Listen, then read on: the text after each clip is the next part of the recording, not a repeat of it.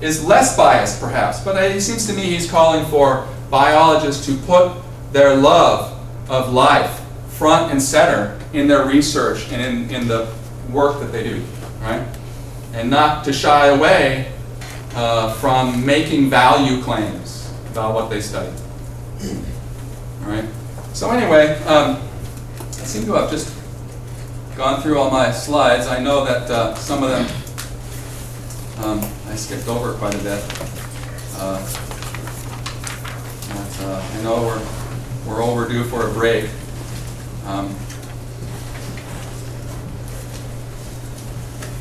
And I've already decided what the moral struggles that we're gonna cover for our midterm. So, and I have some work to do to hammer them all out. But so what I'm thinking about doing, I don't know, I hate just calling, I like class. And I don't know why. It seems like I got caught up too fast. I should have slowed down. But anyway, does anyone have any questions or comments about E.O. Wilson and sociobiology? Well, let's take a break, all right? Come back at 10 minutes after 1, and we'll just continue, all right? We have a lot more to talk about. We still haven't really confronted sociobiology. Would you consider him Group A or Group B? Wilson. He's a Group B. Wilson and Norton are both Group Bs, so you can use them on your midterm. Wilson and Norton are both Group B conservationists, no question about it. Wilson's this guy, though, that he likes Group A arguments, right? He's always trying to dress up. He's trying to dress up his Group B arguments with Group A clothing. Maybe outside of that chapter, he develops that idea more. I looked in I kind of looked at some of his other chapters. That conservation got it.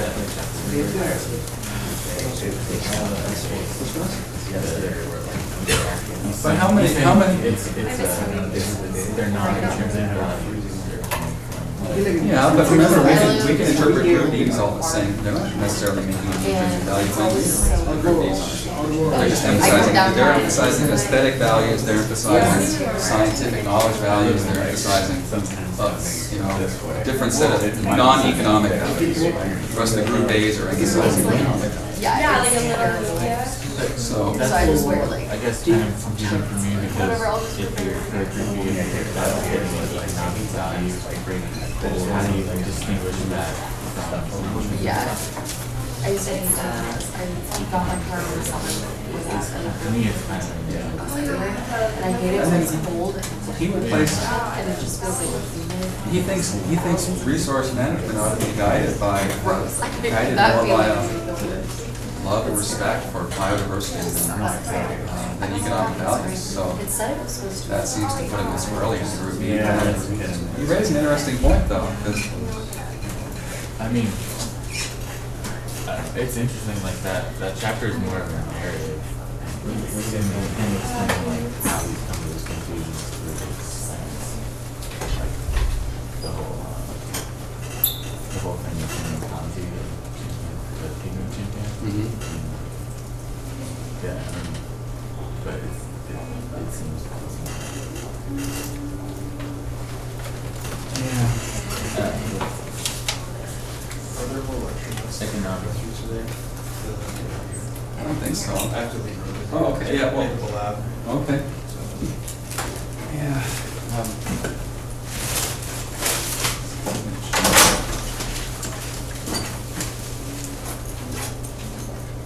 I haven't gotten around to doing any more grading. You didn't pick up your I got last. summary from last. He wants to turn our summaries for now. Those were, I think, due on Tuesday, but I forgot. If you have any late summaries, yeah, just turn them in. Okay. Send them right there.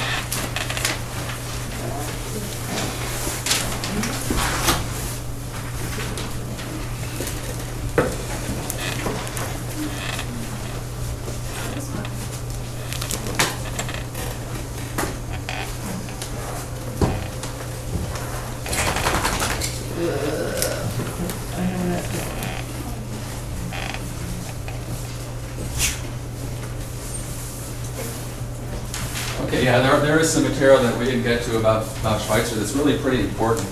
Okay, and this again will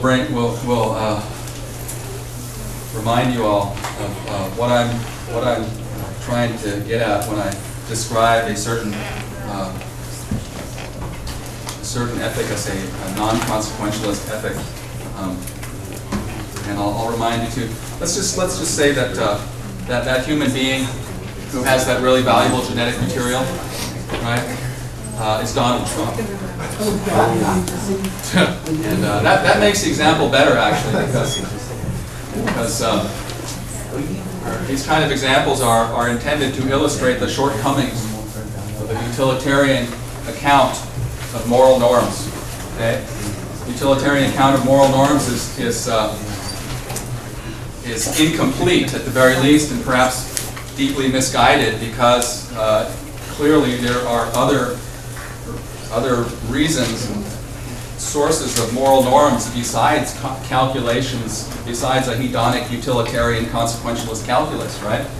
And we know that when we think about a very onerous and disgusting and despicable human being, who nobody likes, except other people who are also, careful now. And I don't want to, who knows? Maybe there are some Trump supporters in the room. I don't know.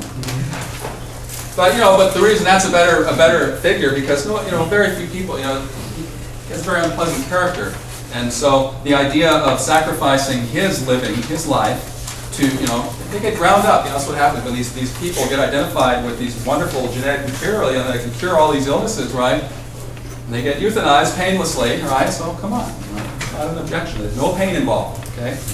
And then their bodies get ground up and spun around in these centrifuges and put all these laser lights on them, right?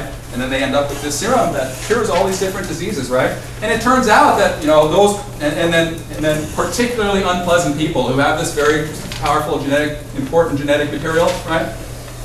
That's even better, right? If nobody likes them, right? What good are they? They're just mucking things up, making a mess of our political system and degrading our culture. Let's just, and if their genetic material is so valuable, then how can anybody object, right? Anyway, how can someone object? Well, it's because the human being is an end in herself or himself. And the human being enjoys a metaphysical status that nothing else in the universe enjoys, according to Kant. Metaphysical status, which is attributable to the human being's capacities for rationality and autonomy. Okay? Why do we have obligations to one another? Because we are all human beings, and the only way to think, and therefore the only way to treat, because to interact with a human being, you have to assume some thinking about a human being. So there's no escaping this. According to the Kantians and the Neo-Kantians, there's no escaping. Part of our human condition is that we have to think of our fellow human beings as ends in themselves. That is their metaphysical status, okay? That is what they are metaphysically. And that special metaphysical status is held only by human beings, because only human beings have capacities for rationality that give them capacities for autonomy, capacities for being captains of your own ship, right?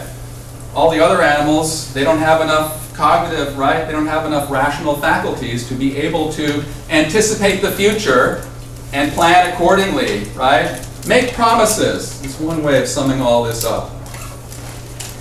I personally don't agree with it, but perhaps the empirical statement could be supported that only humans are capable of making promises. Why am I talking about promises? Well, promises rely on capacities for rationality, for understanding the future, for understanding oneself, for understanding one's own capabilities, right? Because to make a promise, you have to know all of that. You have to know that you're going to be in a situation in the future to be able to fulfill that promise, right?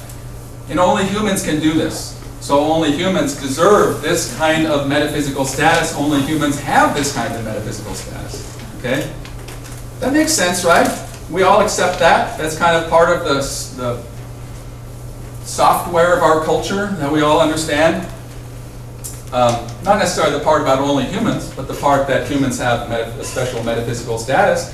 And that's why we cringe at this idea that even a despicable figure like Donald Trump can be sacrificed. for the sake of social convenience, efficiency, for the good of the community, right? We don't do that in our society because the human being is intrinsically valuable, right?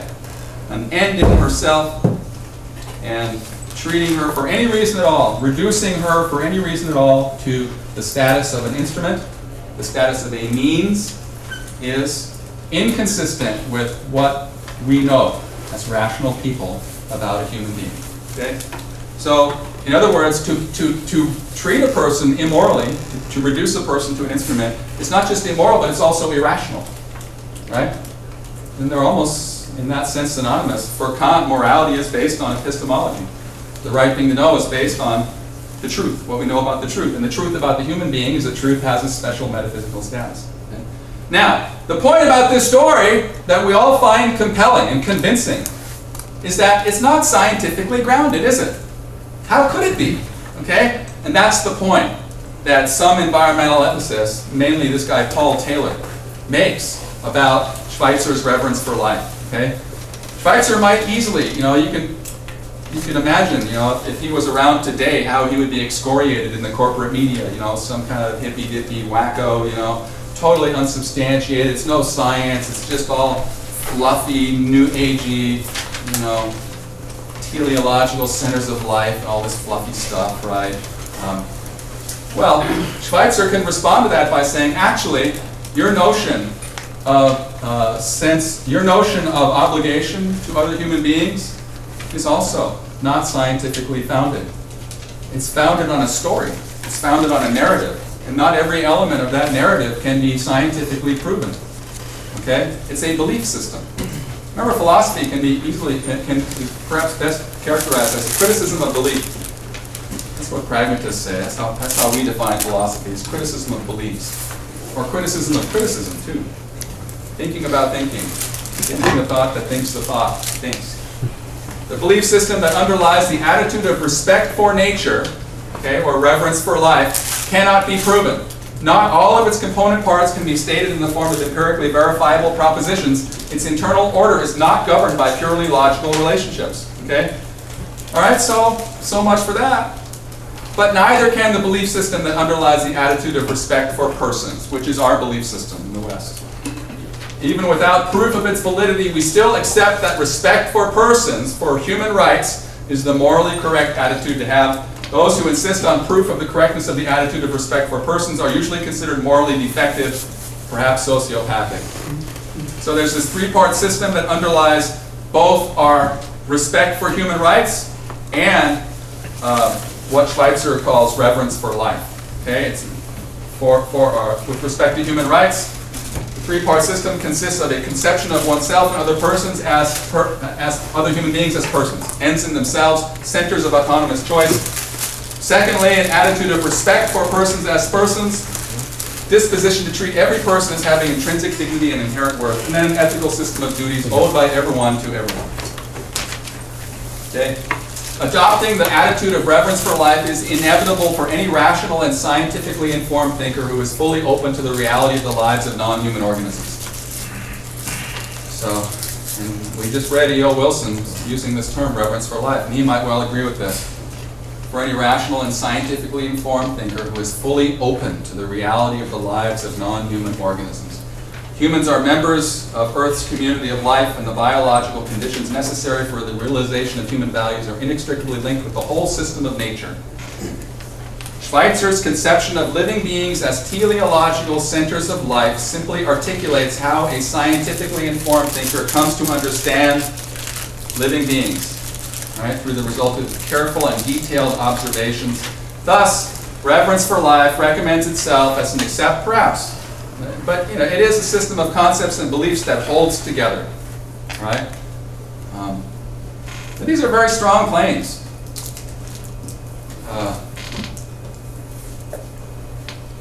Anyone who is clear-minded, unbiased, and factually enlightened, and who has a developed capacity of reality awareness with regard to the lives of individual organisms. I mean, that's kind of weird language. I think I got that directly from Paul Taylor's essay, Respect for Life, which I mentioned. Paul Taylor tries to sort of secularize, kind of strip out whatever lingering religious, underpinnings there might be in Schweitzer's work. So anyway, that's what Taylor concludes, that you don't need any kind of religious commitments to accept what Schweitzer is teaching us, because science discloses that to us also. Science tells us that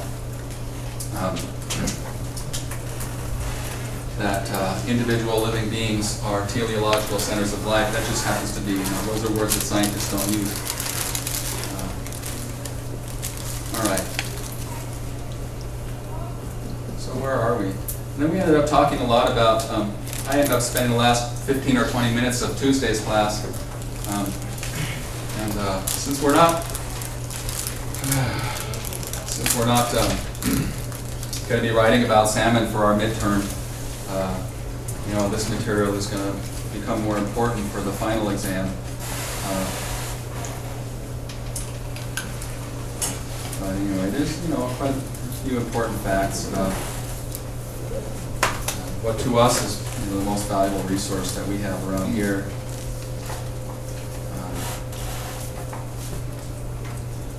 Anyway, but so economy versus ecology.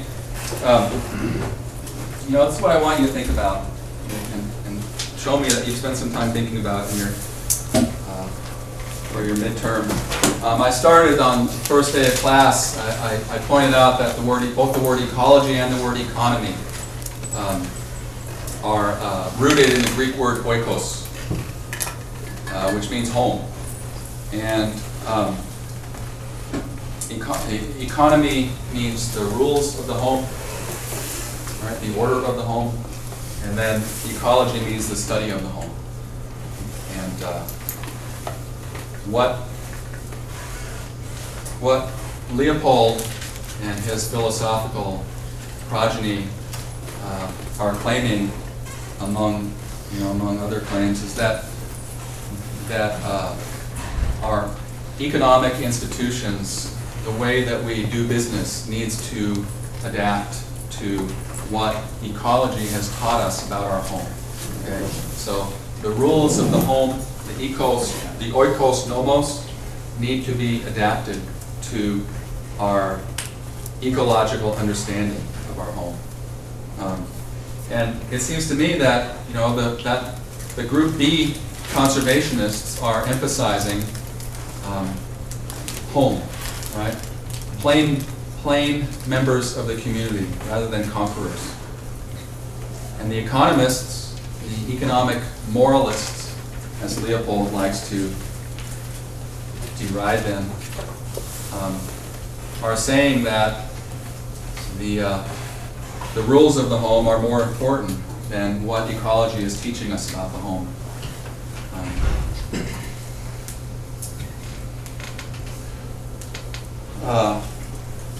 Right? So it's kind of amazing, really, what's the situation we find ourselves in, isn't it? We are accelerating the very practices which ecology has instructed us are destructive of our home. And we are doing that on the basis of right? With appeal to the rules of the home. We have to observe the rules of the home, right? We have to think about the economy, and resource management decisions which adversely affect the economy are just in virtue of that fact alone considered, right, somehow off track, inferior to to resource decisions that improve the economy, right? So, I don't know. I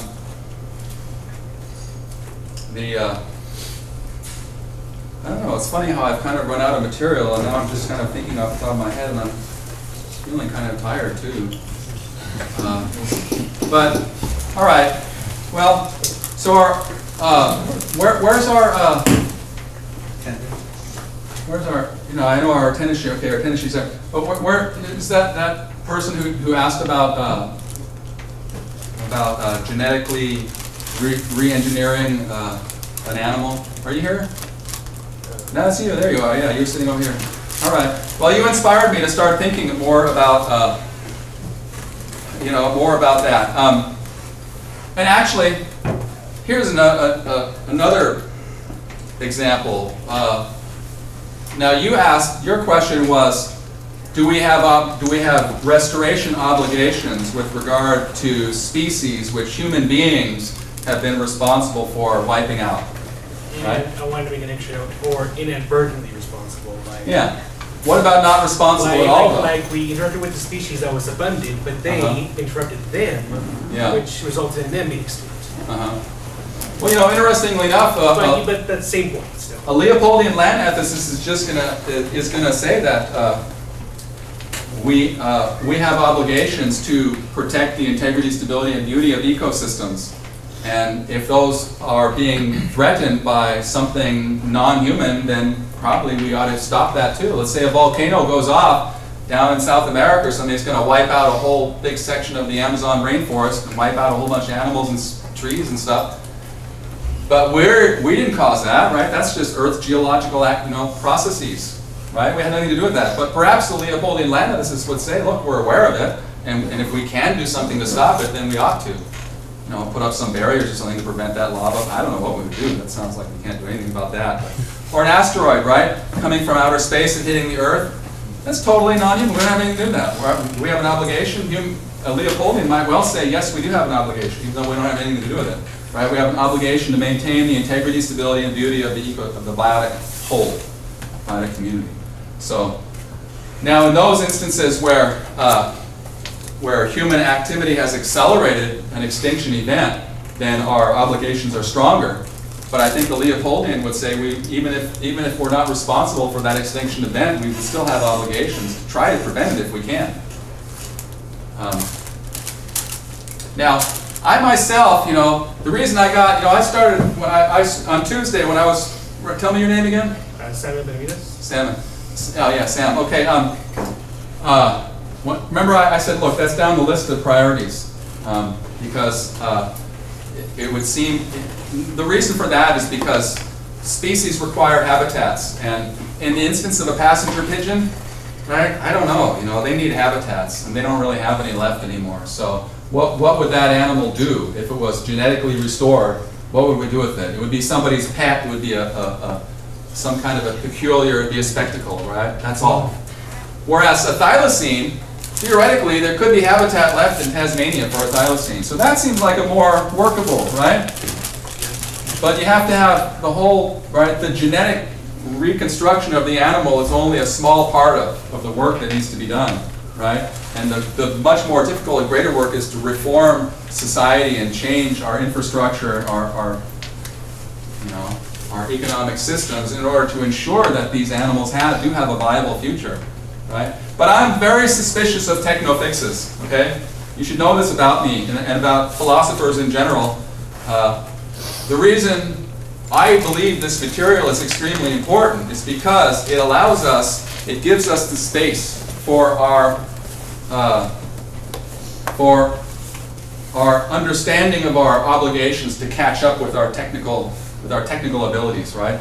It's one interpretation of what's happened, why we've gone so terribly wrong, right? Is our moral evolution has been much slower. In the last 300 years, the moral evolution of Western society is way behind its technological evolution. Our technology has far surpassed our capacity to understand the consequences of that technology and the moral dimensions of that technology. Okay, now, so this is why we study environmental ethics, right? There are no techno fixes. There just aren't. What there are moral developments in our culture that we can encourage, right? And that's where we'll find an answer to all these ecological problems, not in technology. But I'm not trying to make a solution, but more like, are we more currently or going to be aware of current issues around the world because there's things like social media? I know we should have been more aware of it before, but the transition between technology from then to now has been at a such more rapid rate. Does that lead to believe that people in the next generation will change and possibly make these decisions that could lead to better changes, or different types of changes we never even thought of considering. Excellent. And so we need a bridge, we want to keep as much alive as we can until such time as we, right? Yeah. Yes. Someone else had, Ben, you had a hand up. It was about the reintroducing extinct species. Uh-huh. I was thinking about, I had a question about where do we draw the line where it's been so long since the species has been extinct until the point where we're able to harness technology to be able to reintroduce them to the environment, where nature would inadvertently affect nature by reintroducing them. So it's gotten to the point where they've been gone for so long, nature has already like readapted to the fact that they're missing. So things have happened. So like let's say a certain that this species that you're introducing, it's like a predator, then its prey would have flourished, and maybe something happened there where it's consumed all the resources, and then its numbers died down. Then, so all these things have happened, and at some point maybe there has been some sort of equilibrium has been reached, and then we reintroduce the species. Then, like, so where do we draw the line in terms of when we should or should not do that? It kind of makes sense. It's ongoing, man.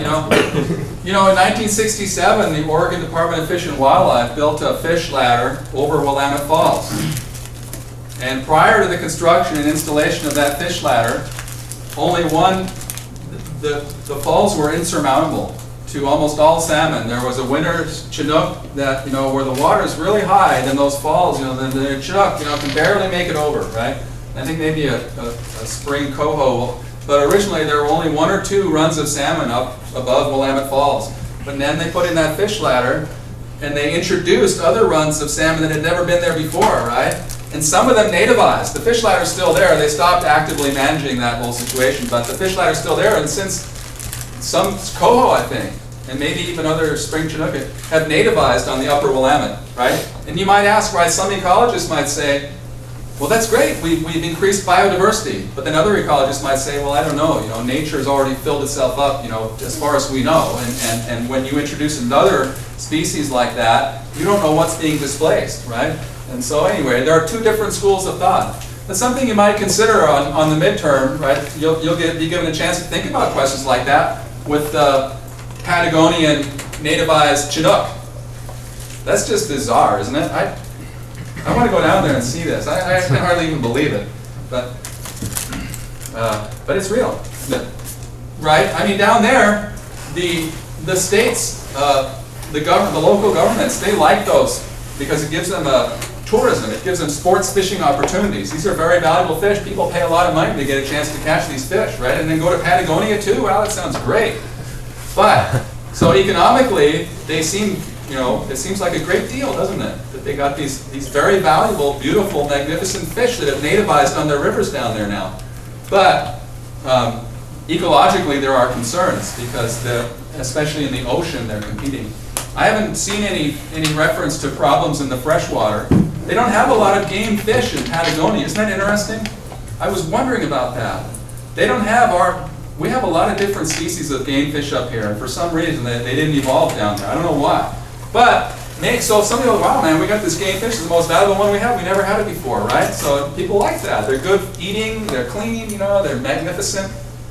And yet, in the ocean, I'm told, they compete directly with the penguin populations, right? But how many people want to go on a penguin safari? I don't know. Maybe some people do, but I think most people would be drawn in by an opportunity to catch a Chinook than the opportunity to see a bunch of penguins. So there's an economic way of answering the question, right? And the group A's, they might be all in favor of those Chinooks. They let them go, man. Bring some more down there, right? To hell with the penguins. And the group B's, they'd have a hard time though.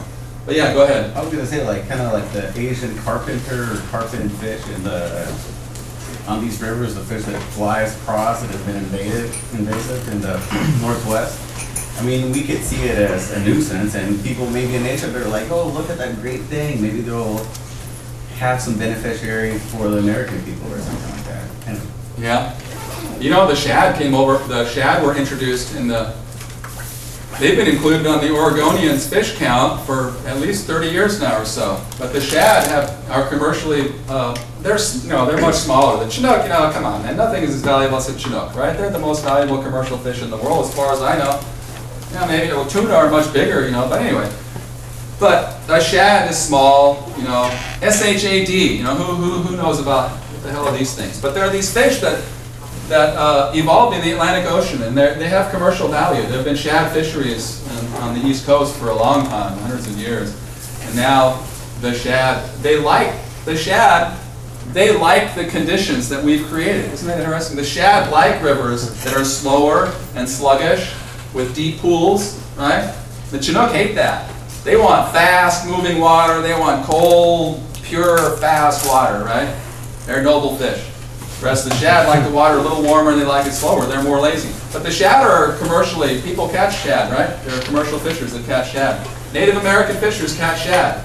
Isn't that, they don't have treaty rights to shad, but when they catch one, they're not going to throw it back, Isn't that interesting? But, so these things happen, but in general,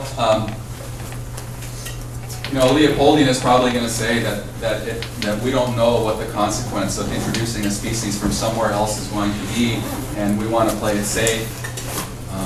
And we're not saving all the parts. If we know that this species is going to displace other species, then we're not saving those parts that are being displaced. So it seems to me a Leopoldian, is going to, tough as it may be to conclude, a Leopoldian is probably going, unless a Leopoldian is not a group A, right? Leopoldians, if they're any kind of conservationists, they're group B conservation. And they're going to probably say that these salmon need to be removed from those rivers. They're going to be very unpopular, Don't apply for a job as a resource manager if you're a Leopoldian in Chile. They're going to get the hell out of here, man. We don't like our salmon. You're going to tell us to get rid of our salmon. Hey, maybe. I don't know. It's up for you to think about. Yes, go ahead. When a Leopoldian, though, when they separate something like a volcano, though, from nature, aren't they kind of overlooking, what natural succession would be? It might be hurting the beauty of it as to how we would view it, but that, a volcano is a natural thing that. But they disrupt, this is a very important point, it's a key point. They disrupt the biotic community at such a scale and at such a rapid pace that they destroy the biotic community's capacity to renew itself. But that's natural, But that's natural, sure. So nothing, Leopoldians don't, you're trying to turn Leopoldians into some kind of natural law. The fact that it's unnatural doesn't make it morally wrong, not at all. What other, beavers will cut down some trees, but humans will cut down millions of trees. No other animal does that. It's not natural, and yet Leopold say that cutting down millions of trees, a Leopoldian is not going to conclude that cutting down millions of trees is morally wrong, unless you've proven that number of timber that amount of timber harvest is going to destroy that forest capacity. And once you can demonstrate that, then yeah. And so with the volcano, if it's a small volcano, and then maybe. But I hear what you're saying though, but yeah, the Leopold